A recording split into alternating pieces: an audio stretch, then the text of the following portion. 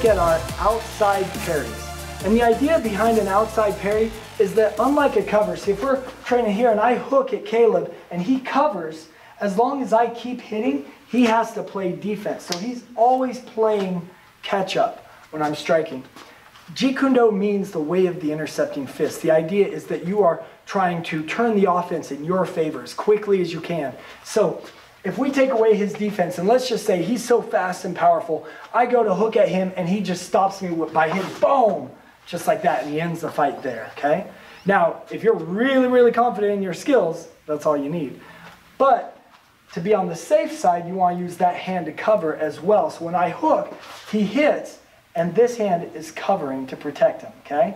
So that's the usefulness of a parry, is it allows you to hit at the same time.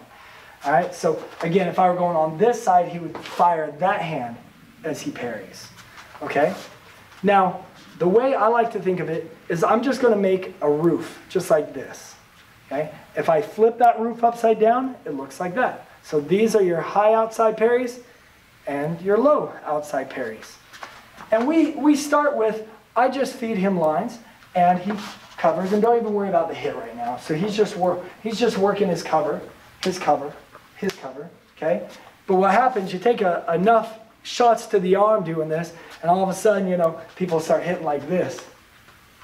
And this doesn't really test him against the full power of just somebody throwing a haymaker. And I've, you know, in sparring had where I put my hand up and the person still crashes right through and I end up hitting myself and getting hit. So you've got to know that you can stop that punch.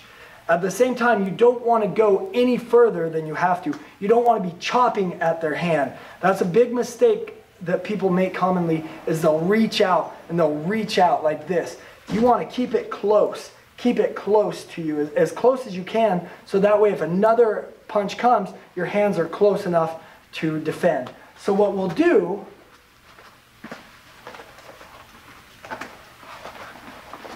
is I'll put on the focus mitts. So now I can really tee off on him here. So I go here and here. So now I can really check that he has a solid defense.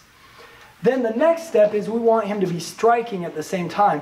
So we're going to take that finger jab, and you can use a finger jab either to the eye or to the throat. Now, kind of put you maybe right there. The thing I like about going to the throat is that A, it's a big target, and B, if I miss and I go a little low, I can slide up into the throat. So I just kind of pull my hand back just enough that my fingers can slide up.